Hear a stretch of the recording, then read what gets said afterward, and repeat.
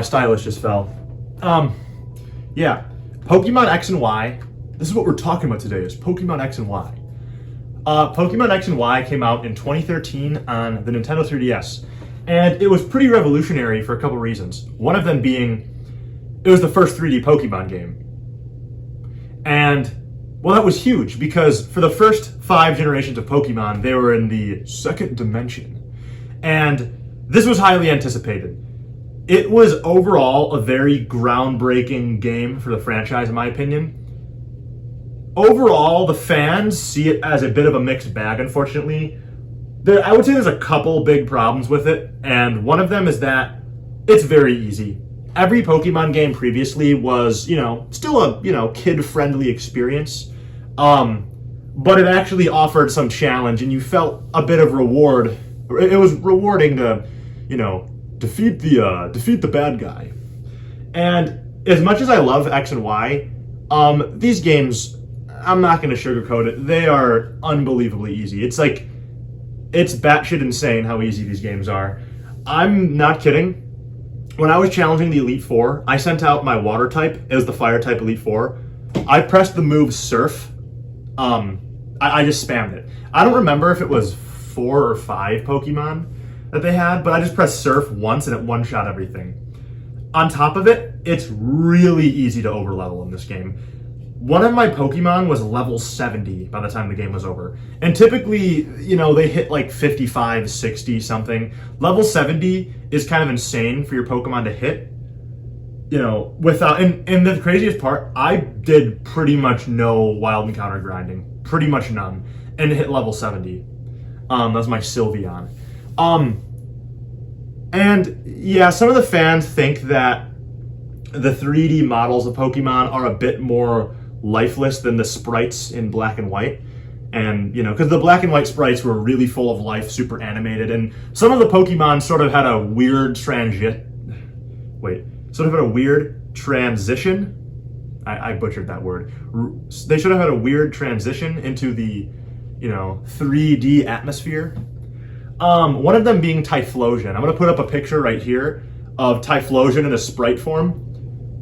Super full of life, the flames are out. And then Typhlosion in his 3D form, which weirdly enough, they decided to keep his flames, not out unless he was using moves.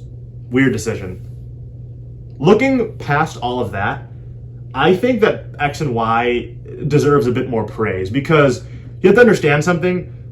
The Pokemon Company was definitely understaffed, and they definitely didn't, give the developers enough time to make this game. So with that in mind, they managed to translate all the Pokemon from generations 1 to 5 into a, a pretty nice looking 3D model.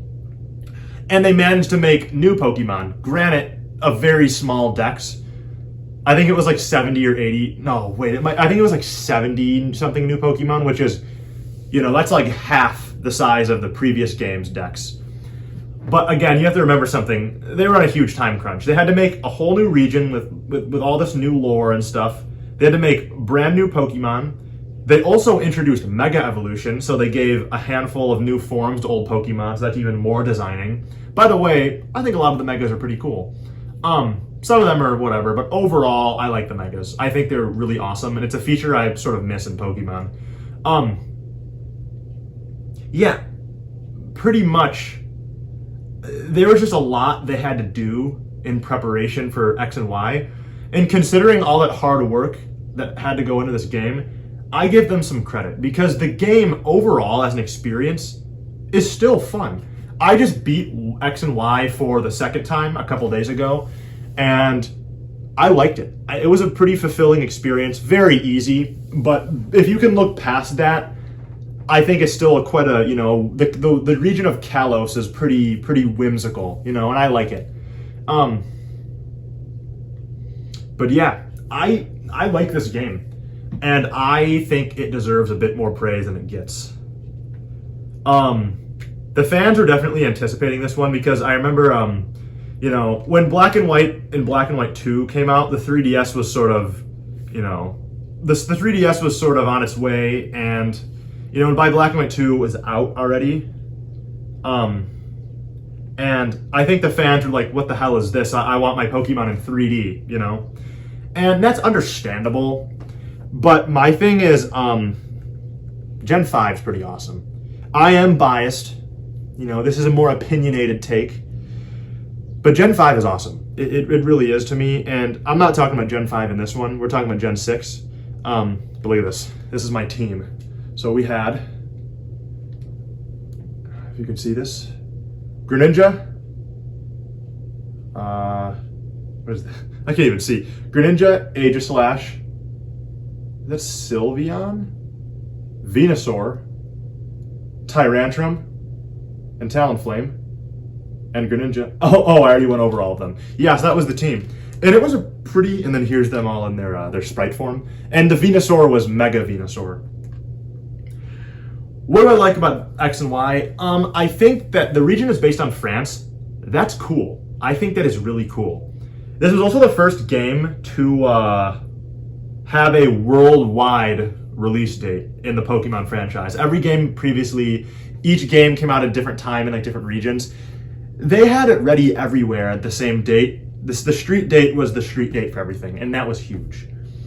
The new Pokemon are pretty cool. There's a couple of them, you know, whatever, but overall, as a group, I think they're pretty unique. Sylveon's pretty awesome. The fairy type introduction was huge because I think it really, dragon type was a little too overpowered and it needed a counter. And fairy type's a cool typing, it's pretty strong. Is Pokemon types the most balanced? Nah, I'd say some types are still a little bit stronger than others. Like, I'd say bug type is one of the weakest. No, I'd say, excuse me. Bug type is probably the weakest type out of the bunch. But you know what? There's a lot of bug Pokemon I like, and I think a lot of them have fun, unique designs. But yeah. X and Y was a little too easy, a little too... It just wasn't much of a challenge. And I think that they failed in some ways. The rival characters are just kind of uninteresting to me overall. I don't want to be spiteful or hateful or anything. I think that they're fun, and they're pretty tomfoolish and happy-go-lucky. But in all honesty, I don't know how intrigued I was when I saw my rival characters appear, other than, okay, there's another fight. But you know what? It's all good. The overall experience of X and Y, I can tell that even with its flaws, someone, you know, there are people that were very passionate behind this one, and people really cared about this one. Even if it's not the strongest in the franchise, I still think it's definitely a good game. And if you're a 3DS owner, I could not recommend it higher. Or, I couldn't recommend it more. Maybe I could recommend it a little more. I'm going to recommend it, though, on a basic level. If you're a 3DS owner, I would pick this one up. X or Y, depending on which legendary you like. And another thing I think is really awesome about this game is it is pretty happy-go-lucky and optimistic. You know, so I don't want to spoil any of the lore or how the story goes. Not the craziest story ever. It's, you know, whatever. It's a Pokemon game. But it has some substance, and I like that. There's a character in the game named AZ who I really, really think he's got a cool story. Spoiler alert, if you have not played this game, this is the time to click off the video. But if you have played it, now listen. I think it's really cool. AZ's story is really cool because he's a guy who did something, you know, that he is quite ashamed of, and, you know, he kind of spends his time wandering around, you know, aimlessly, sort of in shame, and for 3,000 years. And his story is kind of heartbreaking because he did something bad, maybe without the full understanding of the situation. And it's clear that, you know, he's still redeemable. He's definitely a redeemable dude.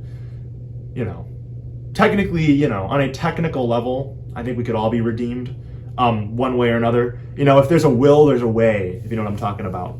You know, AZ's story honestly taught me that, like, you know, if you want to change, you can change. You always can change. And honestly, it's like, some pessimistic people be like, oh, it's sometimes it is too late to change, you know.